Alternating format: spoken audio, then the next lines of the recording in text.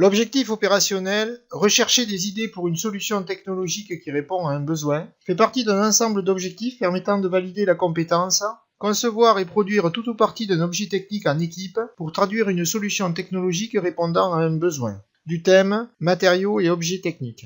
Les connaissances nécessaires à la bonne maîtrise de cet objectif opérationnel sont recherche d'idées, schémas et croquis, notion de contrainte.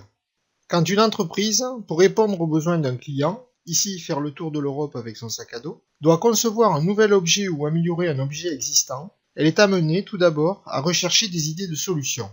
Voyons la connaissance, recherche d'idées, schémas, croquis. Pour aider à la recherche d'idées, il est conseillé de réaliser des représentations graphiques rapides de ces idées, car elles favorisent l'évolution de la réflexion, le cheminement de la construction de l'idée, mettent en évidence les incohérences, les mauvais choix, les corrections à réaliser, permettent la compréhension de l'idée par tous les participants, ce qui facilite les débats et critiques. Quelques représentations graphiques rapides qui peuvent être utilisées lors de la recherche d'idées. Les croquis, il s'agit de représentations réalistes à main levée sans aucune règle graphique, ici le croquis d'une voiture sportive. Les schémas, il s'agit de représentations symboliques simplifiées, réduites à l'essentiel, pour décrire le fonctionnement ou les relations entre les différents éléments. Ici le schéma du système de propulsion d'une voiture hybride. Cette recherche d'idées doit tenir compte du besoin du client, mais aussi des contraintes imposées qu'il est obligatoire de respecter. Voyons maintenant la connaissance notion de contrainte. Les contraintes sont des exigences ou obligations qu'il faut respecter pour que l'objet créé ou modifié réponde parfaitement aux besoins et soit commercialisable. Elles sont imposées par le client, à travers les fonctions d'usage et d'estime, par l'environnement technique et naturel de l'objet, correspond à ce qui est amené à entrer en contact avec l'objet, que ce soit pendant sa fabrication, son utilisation, son entretien ou sa fin de vie. Par les normes, qui doivent être respectées pour que l'objet puisse être commercialisé, par le budget, prix de vente, coût de fabrication.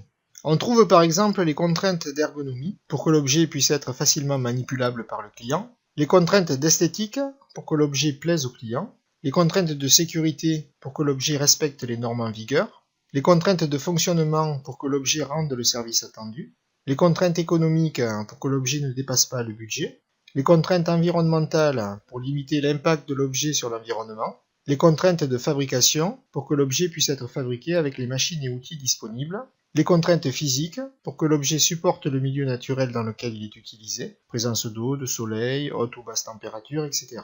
Et bien d'autres contraintes. Voyons maintenant une démarche pour rechercher des idées de façon efficace. Tout d'abord, prendre connaissance du besoin du client, ensuite prendre connaissance des contraintes à respecter, puis prendre connaissance de ce qui existe déjà pour éventuellement s'en inspirer, et enfin réfléchir à la meilleure solution qui répond parfaitement aux besoins tout en respectant les contraintes. À ce stade, il est important de réaliser une première représentation graphique rapide de ces idées pour s'aider à trouver la meilleure solution. On pourra pour cela utiliser le croquis pour représenter les formes et les structures, comme ici le croquis de la structure d'un vélo couché, le schéma pour représenter le fonctionnement et les relations entre composants internes, comme ici le schéma cinématique des liaisons entre les différentes parties du vélo couché, qui met en évidence avec des symboles normalisés les parties articulées, les parties soudées, etc. Ici le schéma de fonctionnement du système de propulsion du vélo couché, avec les flèches qui traduisent le mouvement, ou encore ici avec le schéma électrique du dispositif d'éclairage avant du vélo couché, qui met en évidence le raccordement des composants internes, batterie, LED, interrupteur. Voyons maintenant ce qu'il faut savoir et savoir faire à l'évaluation pour obtenir un niveau de maîtrise, très bonne maîtrise, pour cet objectif opérationnel, rechercher des idées pour une solution technologique qui répond à un besoin. En CM1, vous devez savoir indiquer ce que permettent de représenter un croquis et un schéma, et identifier un croquis et un schéma parmi plusieurs représentations données. En CM2, en plus de ce qu'il faut savoir et savoir faire pour le niveau CM1, vous devez également savoir sélectionner dans une liste les définitions de croquis, schémas et contraintes, et donner les 4 étapes de la démarche pour rechercher des idées. En 6e, en plus de ce qu'il faut savoir et savoir faire pour les niveaux CM1 et CM2, vous devez également savoir sélectionner dans une liste ce qu'apportent les représentations graphiques dans la recherche d'une idée, et représenter avec un croquis votre idée pour répondre aux besoins qui vous est imposé, tout en respectant les contraintes qui vous sont également imposées, et définir schéma, croquis et contraintes.